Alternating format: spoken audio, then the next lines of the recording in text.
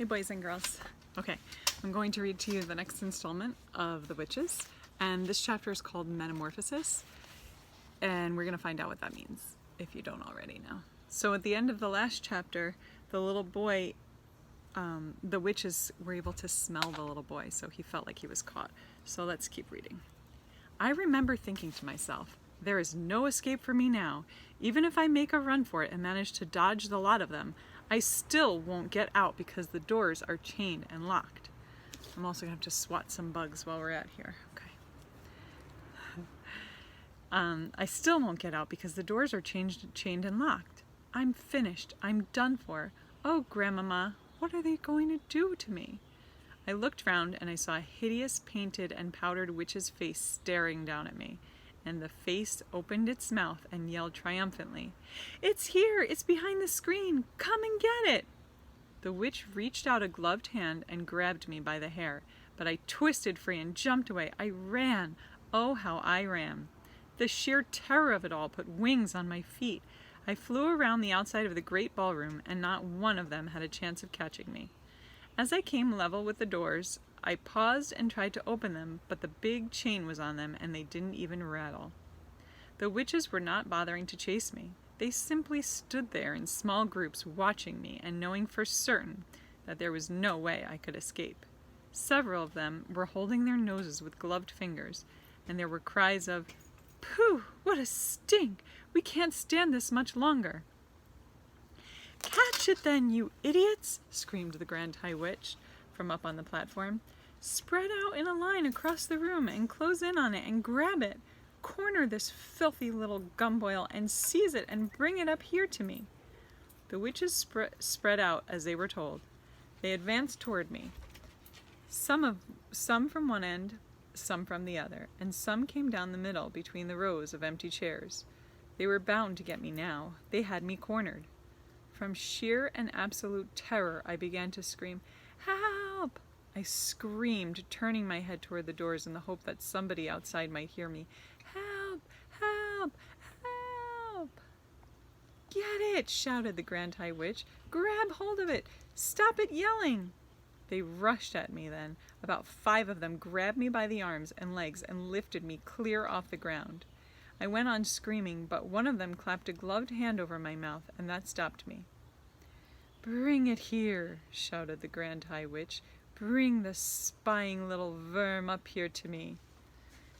I was carried onto the platform with my arms and legs held tight by my hands, and I lay there suspended in the air, facing the ceiling, and I saw the Grand High Witch standing over me, grinning at me in the most horrible way. She held up the small blue bottle of Mouse Maker, and she said, now for a little medicine. Hold his nose to make him open his mouth." Strong fingers pinched my nose, and I kept my mouth closed tight and held my breath. But I couldn't do it for long. My chest was bursting. I opened my mouth to get one big, quick breath of air, and as I did so, the Grand High Witch poured the entire contents of the little bottle down my throat. Would you like to see a picture of that?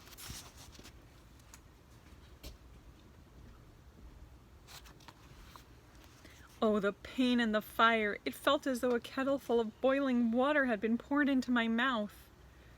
My throat was going up in flames. Then, very quickly, the frightful burning, searing, scorching feeling started spreading down into my chest and into my tummy, and on into my arms and legs and all over my body. I screamed and screamed, but once again the gloved hand was clapped over my lips. The next thing I felt was my skin beginning to tighten. How else can I describe it? It was quite literally a tightening and a shrinking of the skin all over my body from the top of my head to the tip of my fingers to the ends of my toes. I felt as though I was a balloon and somebody was twisting the top of the balloon and twisting, and the balloon was getting smaller and smaller and smaller, and the skin was getting tighter and tighter, and soon it was going to burst. Then the squeezing began. This time I was inside a suit of iron, and somebody was turning a screw, and with each turn of the screw the iron suit became smaller and smaller, so that I was squeezed like an orange into a pulpy mess with the juice running out of my sides.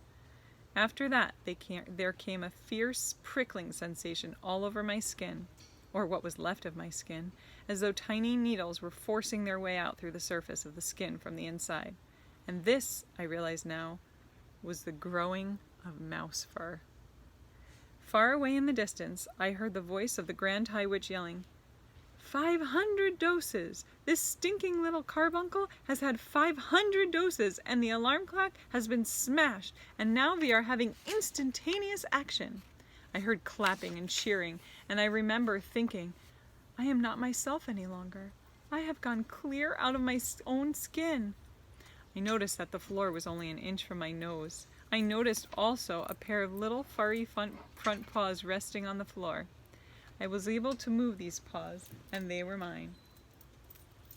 At that moment, I realized that I was not a little boy any longer. I was a mouse. Now for the mouse trap, I heard the Grand High Witch yelling. I've got it right here, and here's a piece of cheese. But I wasn't going to wait for that. I was off across the platform like a streak of lightning. I was astonished at my own speed. I leapt over Witch's feet, right and left, and in no time at all I was down the steps and onto the floor of the ballroom itself, and skittering off among the rows of the chairs. What I especially liked was the fact that I made no sound at all as I ran. I was a swift and silent mover, and quite amazingly, the pain had all gone now. I was feeling quite remarkably well. It is not a bad thing, after all, I thought to myself, to be as tiny and as well as speedy when there's a bunch of dangerous females after your blood. I selected the black leg of a chair and squeezed up against it and kept very still. In the distance, the Grand High Witch was shouting, Leave the little stinkpot alone. It is not worth bothering about. It is only a mouse now. Somebody else will soon catch it. Let us get out of here. This meeting is over. Unlock the doors and shove off to the Sunshine Terrace to have tea with that idiotic manager. So there he is, running amongst the witch's feet. And that's the end of that chapter. So he didn't think it was so bad to be turned into a mouse. So now the next chapter is called Bruno. All right, guys. See you later.